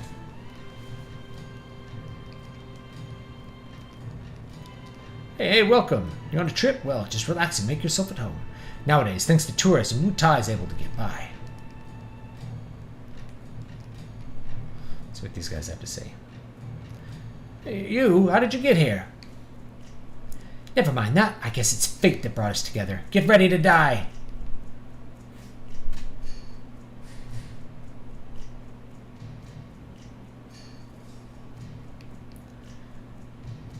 Elena, you talk too much.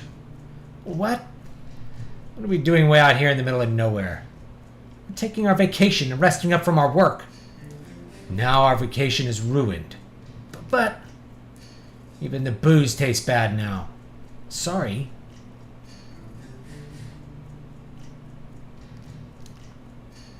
Drink. Rude. How long have we been a team? It's been hard times being a Turk, but all in all, I'm glad I did it.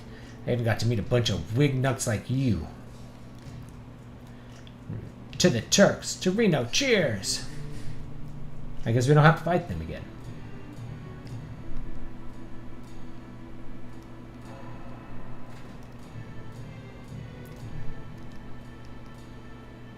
Sorry, but we're entirely sold out now. What is this here? No, that's a sample. Yeah, that's it. A sample. Sorry, but why don't you all come back later?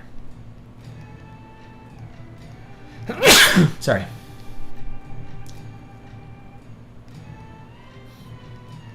A little safe spot up there.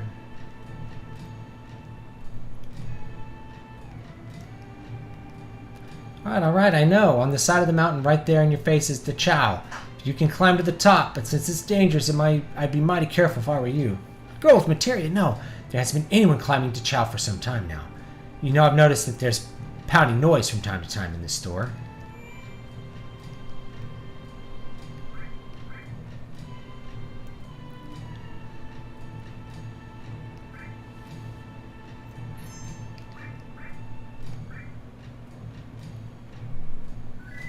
Alright, I got about 10 more minutes.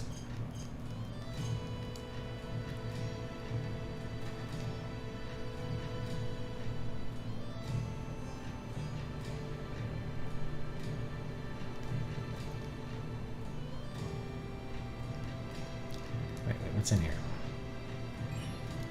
MP absorb materia. Stole MP absorb materia. You little shit. Got a lot of different stuff here. Take what you want.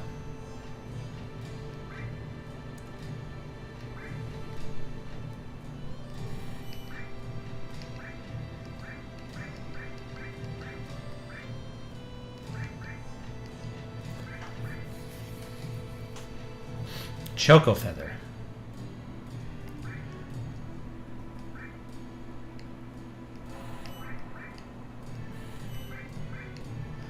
We'll get 4 each, just in case we need them.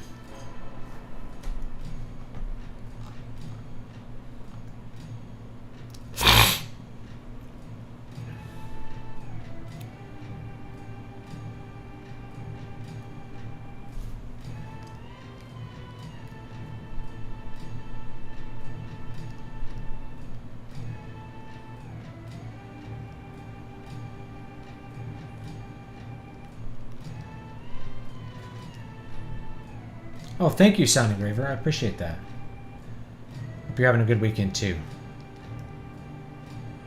I didn't go in this house. Let's check out this one. Oh, no, more weirdos. No, these aren't like the one from a while ago, but these ones look weird, too. Oh, well, long time no see. What have you been up to? Let's see. What was your name? No, Gramps, this isn't anyone you know. This is just some stranger who barged into our house. What are we going to do, Gramps? Some strange-looking girl came in here a minute ago, and I...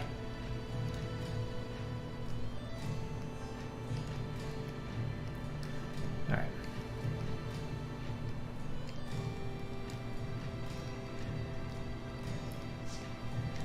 Oh, there's Yuffie. Haha, found you, girl.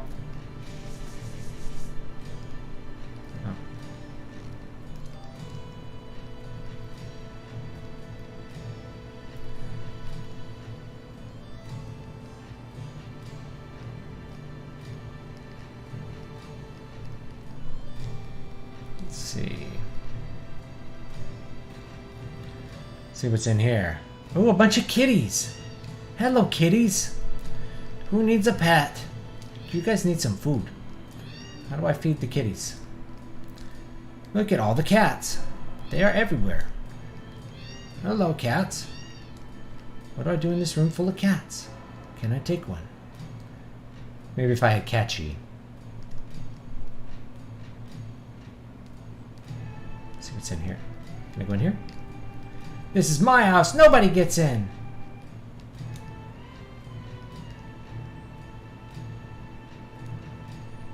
Apparently can't go that way.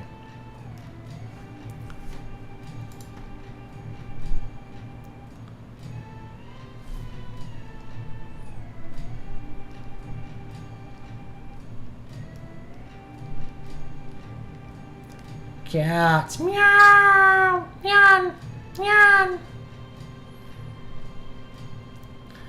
Cats. Oh, there's something here. She must be right here.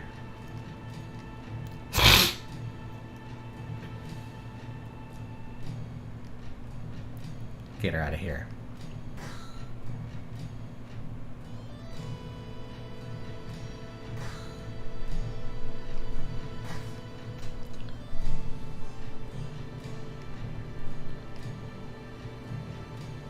You can't get away, Yuffie. Oh, okay, I know I was wrong. You win. I'll give you back your materia.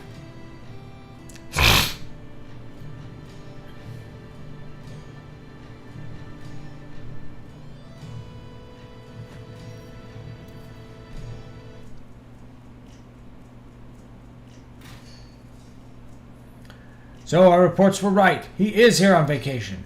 We finally found him. Get the Turks here for backup. What a drag. What was that? Right now we're off duty and can't run off to save your butts. We know you're off duty, but... If you knew that, then don't bother us. Looking at you is making me sober. But you all have orders from headquarters to look for him too.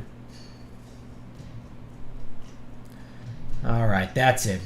We'll get him without any help from the Turks. Just you see.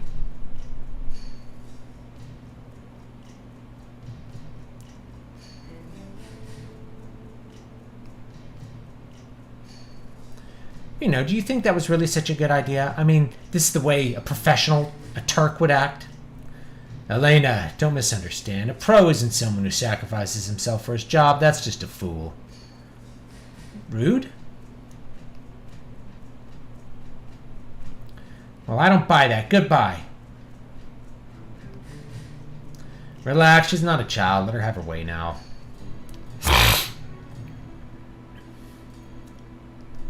I know, the materia, right? I have it stored in a safe place. Follow me.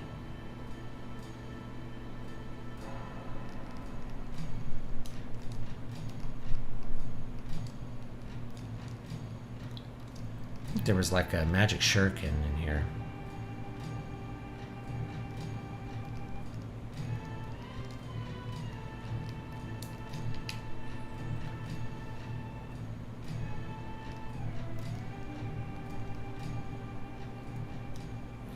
I've been hearing that ever since I was little. Before I was born, Wu Tai was a lot more crowded and more important. You saw what it looks like now, right? Just a resort town. After we lost the war, we got peace, but with that, we lost something else. Now look at Wu Tai. That's why if I had lots of materia, I could... Listen, Yuffie, I don't care about the history of Wu Tai or your feelings. You've got our materia and I want it back, now. If you give it back now, we'll drop the whole thing. I know that. That switch, the lever on the left, materia's in there.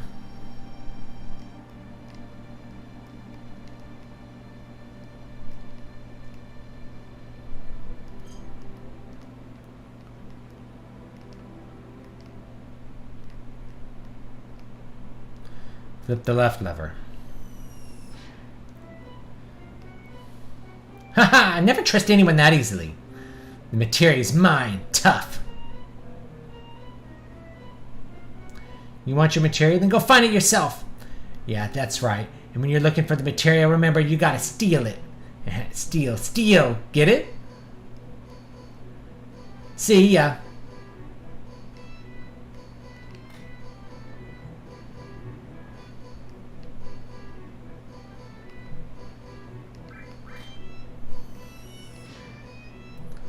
Oh, either lever does it.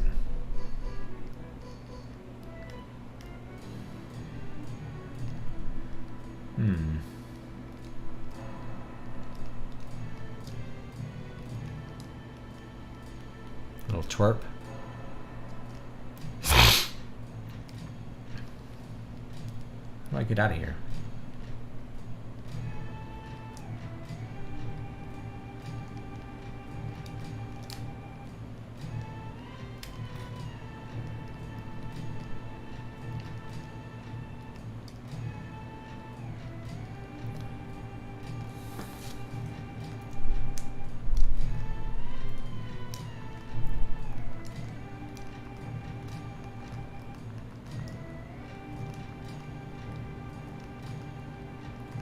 Oh, there it is. There it is. I just couldn't go out the door before.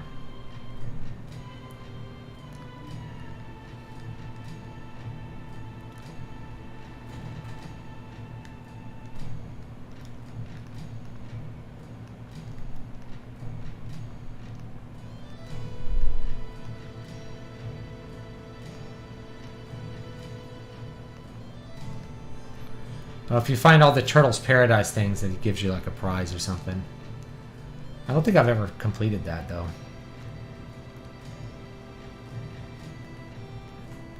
Go this way. It's up here. Is this the mountain? I don't remember. Yeah, that's the mountain. I think there's another secret area.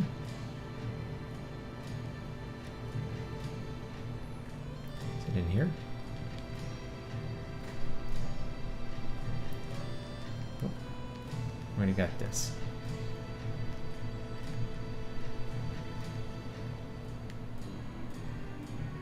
Ah, yeah, there's another building up here. There's a doggy.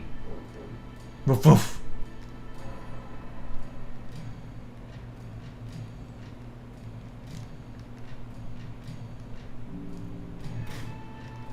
Oh, a door opened?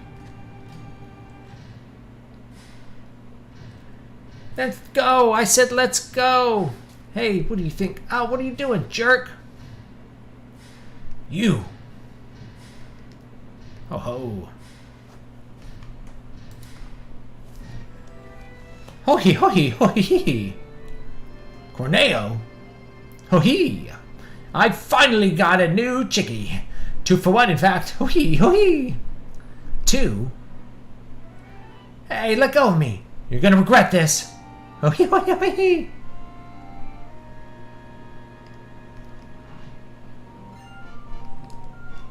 Sweet. Hold on. I'm gonna go out this way. I didn't look in this building first.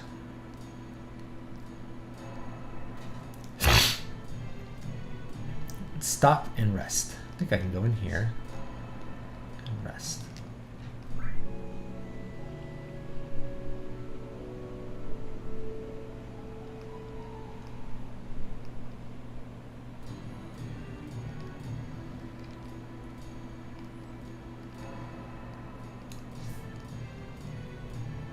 Go down this. Aha, this one.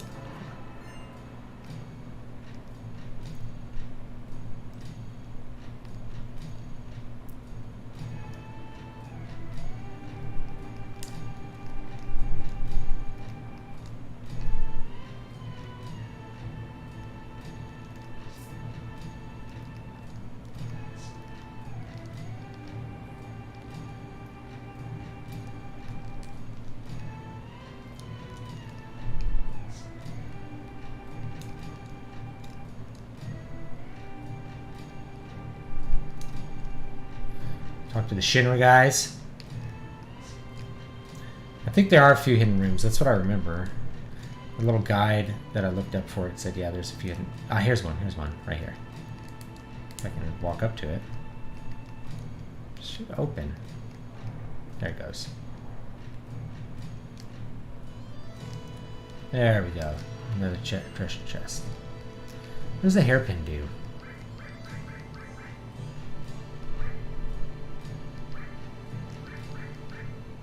Oh, it's not as good as Seraph Comb, though.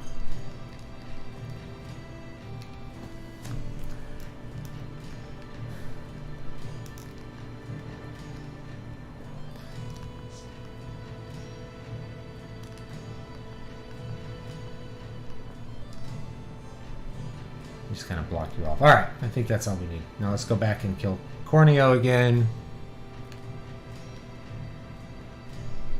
I think you can go in that building in the back, but I'm going to skip that. Let's just get on with it. We gotta ring the gong, ring the bell.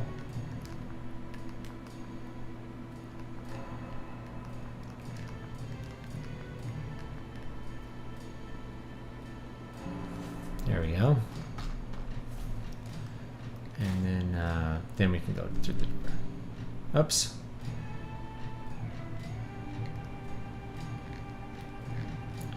Down here. Wait. Is this a treasure chest? I already opened that one.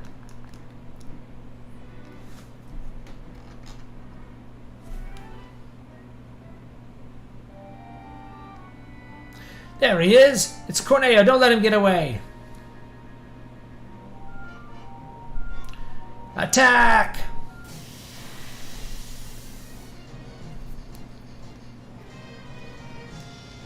There we go.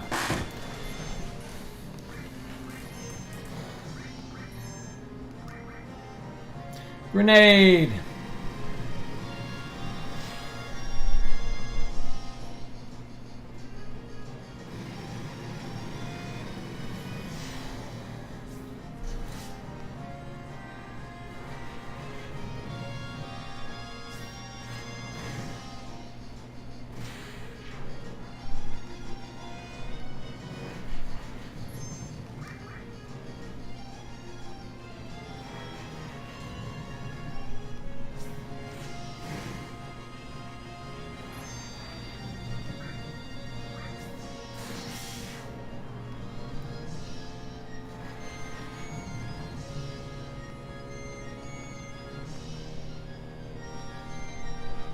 Everybody's asleep.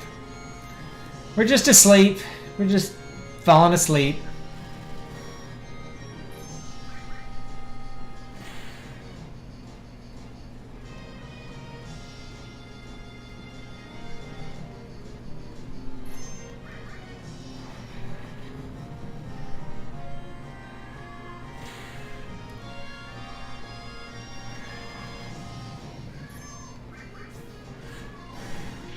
There we go.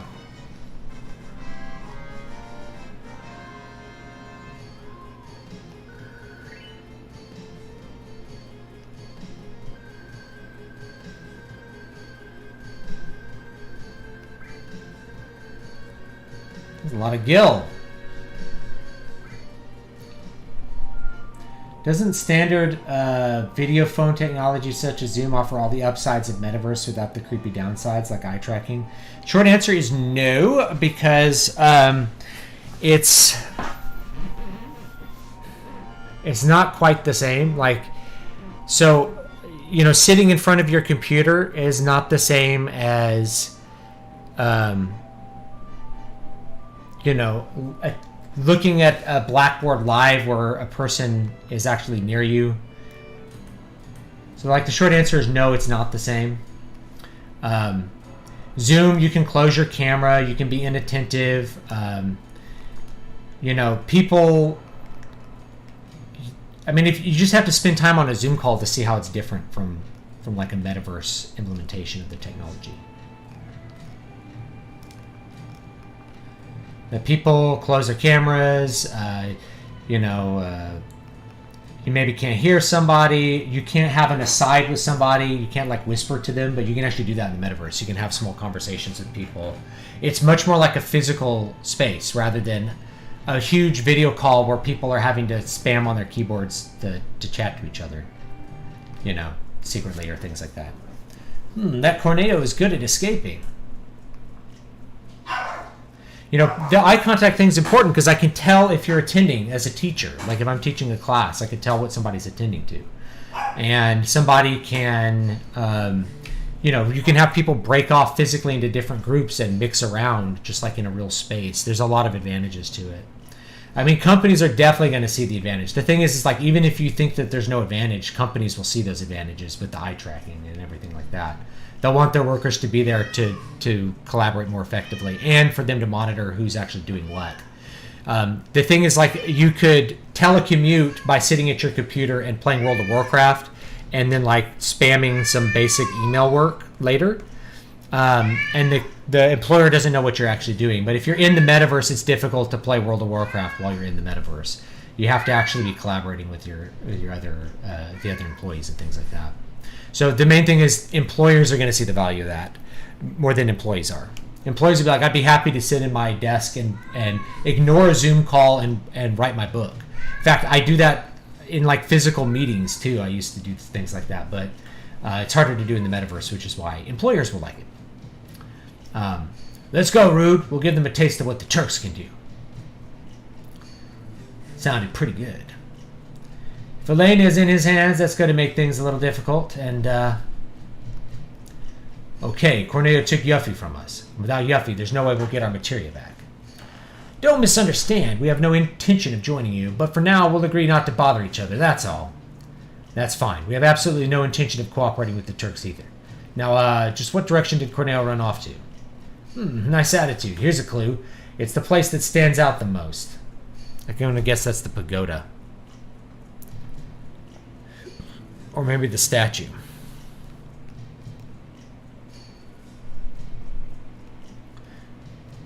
I wonder if I can go in the pagoda here. Talk to this guy. He's meditating. Can't be bothered. Freeze! You aren't from Wu Tai, are you? Only those from Wu Tai are allowed in the tower. I'll have to ask for you to leave.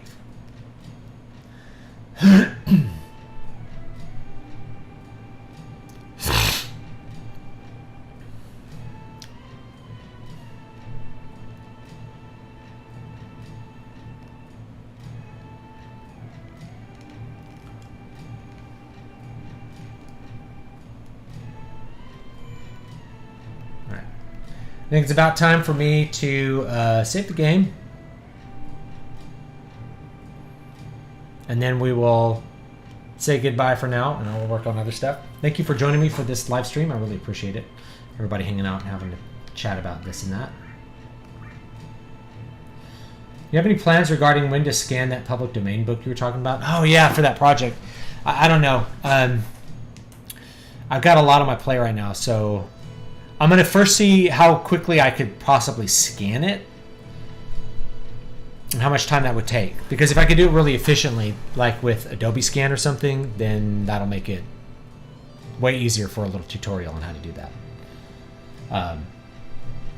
But yeah, maybe I'll do that. Maybe I'll see about how hard it would be to do today. Is probably what I'll do. So I don't know, I'll get to that, and then put a public domain book up on the Amazon. All right, so Al Shafalda, let's go ahead and let's link that. That's a fun little fan cover that Ibrahim Sway did. He's done some other art of my stuff, which I really appreciate. And you can check him out. I will link him on Twitter. Where is his Twitter here? My Twitter is stalled out, so never mind. Here's the creativity book, of course. And here is the newest book, Afterglow, Generation Y. And let's see. Yubovich. All right, let's link his Twitter if you want to follow him. He does book covers. He's a good artist. Do you plan to OCR it or just publish a scanned facsimile of the original pages? Well, my plan is to scan it in, and then to, after I have scanned it in, to put it in a Word document and reformat it as like a modern paperback. So I'll be using Adobe Scan to scan the text in. It'll create a PDF, and you can get the text off the PDF. Yeah, King of Leopard is probably going to come next year. I got to finish the book. Got to finish it up. But I took a break and worked on a couple other projects because sometimes you got to do that. And I'll be trying to get that going early in 2023. Then we'll get back on the game dev stuff once I finish kind of publishing all the books I've had sitting around that I haven't published. Kind of in a thing right now. I've got a lot of backlog of stuff that is almost done that just has to be finished. You know, it just has to be like edited and made into a book. And then I really want to get all that out of the way before I tackle like harder things like doing a visual novel or something like that. So anyway, I appreciate everybody hanging out with me. I will see you all next time. Have a great one. And those are the new books. And you can check out Ibrahim Saeed. You can follow him and maybe hire him for a cover. I know people like to have work, so it'll be good. Anyway, guys, take it easy, and I'll see you all next time. Have a great one.